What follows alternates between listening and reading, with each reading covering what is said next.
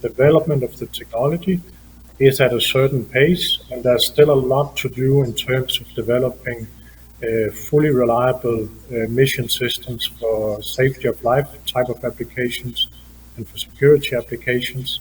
And that's a lot of fun being part of that development.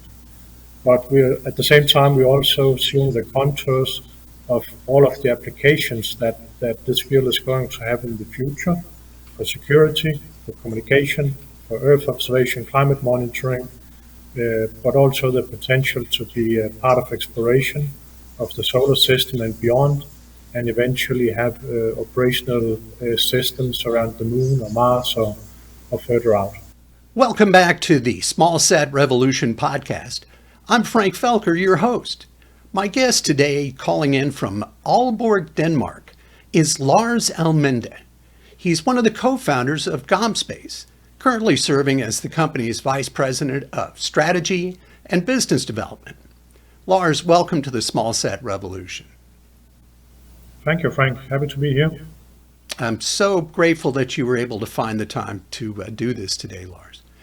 Now, GomSpace is a well-known company and innovator in the satellite business around the world.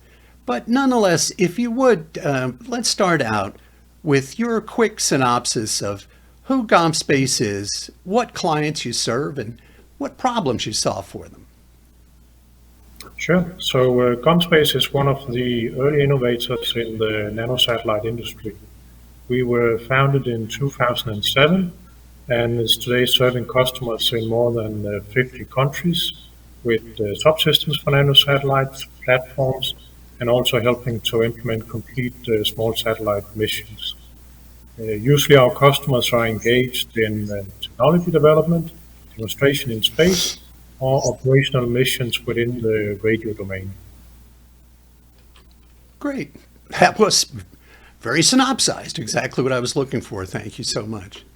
Now, as you know, I had reached out to you specifically because I saw a story about an important 10-year anniversary from one of your missions, the GOMX-1, that was way back in December of 2013. And among other things I saw in the story, I saw that GOMX-1 is still up there. Solar panels are generating power, charging the batteries. It's still communicating with the Earth and so forth. 10 years is a lot of time in space. Is all that correct? It's still up there chugging away?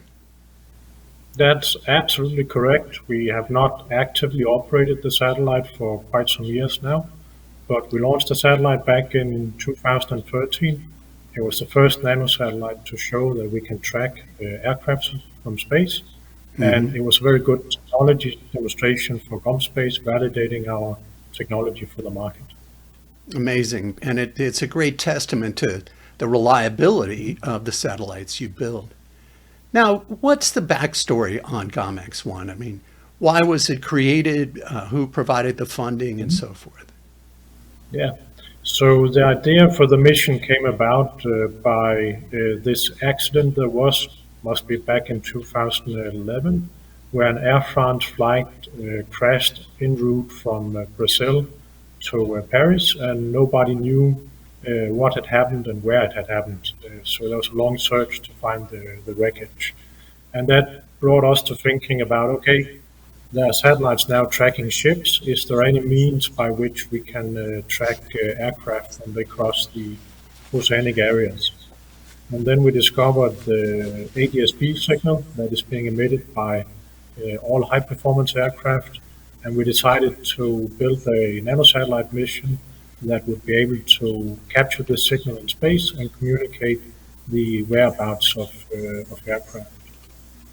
So that's the idea. Then, of course, you need the money to execute, and we were very lucky that the Danish Fund for Innovation was willing to finance the project through a grant, allowing us to go through the design, build, launch, and operations of the satellite. That's just an amazing story as far as the reliability. Is there anything in particular, and I wasn't aware of the Air France connection. That was a very famous accident at that time. Any particular learnings or things that you guys learned from the launch and operation of that satellite? Oh, we learned a lot. At that point in time, we had quite a few subsystems flying with customers on different missions. But since we were able to have all of those subsystems in a satellite under our control, we could on a daily basis get feedback from space, understand exactly how our products behaved, and then go into the lab or into the development and improve our products based on the operational experience. And that's very valuable for moving the performance and the reliability forward in the product line. It's an important point in any industry is the best way to learn is by doing. You can Yes. simulate and hypothesize and do whatever you like, but until you put that satellite up there in the void of space, you don't really know what's going to happen, I imagine. Now, we're also coming up on another important anniversary for GomSpace. Next month will be the 6th anniversary of the launch of GOMX-4 in February of 2018.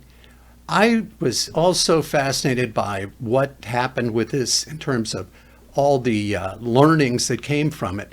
Can you speak to that mission and what its objective was? Yeah, but let me connect it to the first satellite Sure. from 2013 that we called GOMX-1. And then in 2018, we launched two satellites called GOMX-4A and B, and there have also been some satellites in between. But these two satellites in particular were advancing the state of the art at the time by being, well, two 10-kilogram satellites flying in a small formation, following each other, having propulsion on board to do station keeping, having an inter-satellite linking capability for the two satellites to communicate and coordinate between themselves. And we were able to do a lot of payload demonstrations as well, with again aircraft tracking, ship tracking.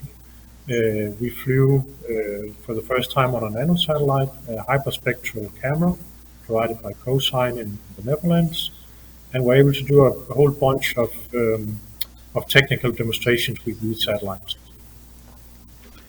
Isn't it also true that you guys partnered with J.P. Morgan to demonstrate the capability of a blockchain transaction in space?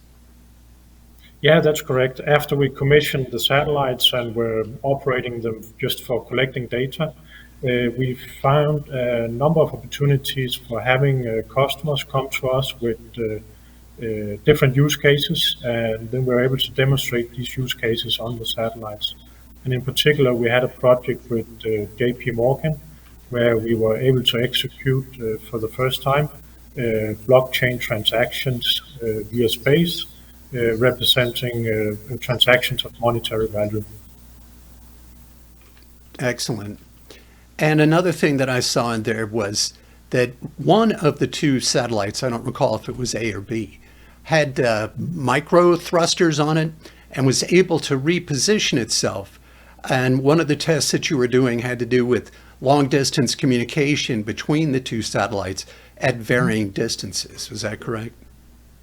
That's correct. One of the satellites carried a propulsion system for maneuvering, and we were using that propulsion system to initially stabilize the satellites in an orbit, being very close to each other, down to a few tens of kilometers, and then during inter-satellite linking at that distance, and then gradually increasing the distance to 4,500 kilometers and demonstrating the ability to continue to communicate between the two spacecraft. Amazing. So let's come forward to the present day. What sort of technological innovations, missions, that sort of thing? I know some of the stuff you guys do is classified and you do work for governments and so forth. But just in general, what sort of solutions is GomSpace providing to the space economy today? Mhm. Yeah, so we are a supplier of many different subsystems that a lot of customers are building into their own missions, but we're also supporting customers in directly building satellites for specific purposes, and supporting them through the launch and operations of the satellites. And one thing that's a strength of GomSpace is our heritage in software-defined radio technology and small innovative antennas. So we are often able to put together special radio configurations for customers that, for instance, are doing signals intelligence type of missions from space. And isn't it true that, excuse me, you also have a sort of a ground control turnkey solution called Hoop that makes it a lot easier for your clients to operate their satellites or gather the data that they were intended to gather? Can you speak to the Hoop solution for a moment? Certainly, in the early days of the nanosatellite development, everybody was very focused on launching a satellite. But once you have it up there and you've been through the commissioning and you accept that you're doing a lot of things manually, you need a solution for operating the satellite 24/7 without a lot of human involvement. So we invested in providing this Hoop constellation management solution, which allows you to operate a few or many spacecraft in a very automated way to keep the operational expenditures as low as possible once you're in production with your system. Now, as I mentioned, 10 years is a long time in space, and your experience goes even farther back than that. Right now, there's all kinds of activity going on in the space economy, but through your experience over the last 10 or 15 years, is there anything in particular that surprised you relative to a technological innovation or a marketplace development, anything that happened that you didn't see coming? I think it's said about technology that in the short term, you overestimate the impact and you underestimate it on the long term. And if we go back 10 years ago, we were certainly in a mode where we thought that, within the next couple of years, mega constellations are going to appear everywhere and everybody wants one. We're not there yet. The development of the technology is at a certain pace, and there's still a lot to do in terms of developing fully reliable mission systems for safety of life type of applications and for security applications. And that's a lot of fun being part of that development. But we're at the same time, we're also seeing the contours of all of the applications that this field is going to have in the future for security, for communication, for Earth observation, climate monitoring, but also the potential to be a part of exploration of the solar system and beyond, and eventually have operational systems around the moon or Mars or further out. You know, it's funny, you sort of just answered my next question, which has to do with the future of the space economy. I noticed on your LinkedIn profile that one of the parts of your description is builder of businesses and explorer of the universe. So obviously you're a big picture type of person. In addition to what you just shared about future missions, what is it, if you look in your crystal ball, that you see coming up in, let's say, the next 5 to 10 years of the space economy? I think we are still crossing the chasm from doing demonstration type of missions towards more operational systems. With some of our customers and other on the markets now being in operations, but a lot more to come over the next couple of years.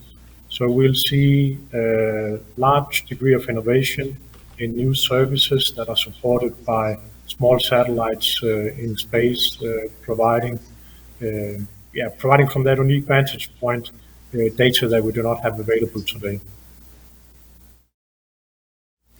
Well, we've covered a lot of ground. I guess that's not really a pun. We've covered a lot of space in our conversation here. There's a question I always like to ask of my guests before we sign off, which is there a question I have not asked you or a thought that's come to your mind as we've been talking that you wanted to share before we go? No, I think we covered everything. Still a lot of good stuff happening in this space, so a lot of things to look out for. Lars Alminde, Vice President of Strategy and Business Development for GomSpace, thank you so much for joining me today. Thank you. It's been a pleasure to being on board. Thanks again to Lars, and thank you for joining us. Until next time, I'm Frank Felker saying I'll see you in orbit. The Small Sat Revolution podcast is powered by GomSpace, with platforms, components, systems, and services to meet every small sat requirement. GomSpace brings their innovative technologies and a flight heritage of over 2,000 successful deployments to your next mission. GomSpace, leading the small sat revolution. Learn more at gomspace.com.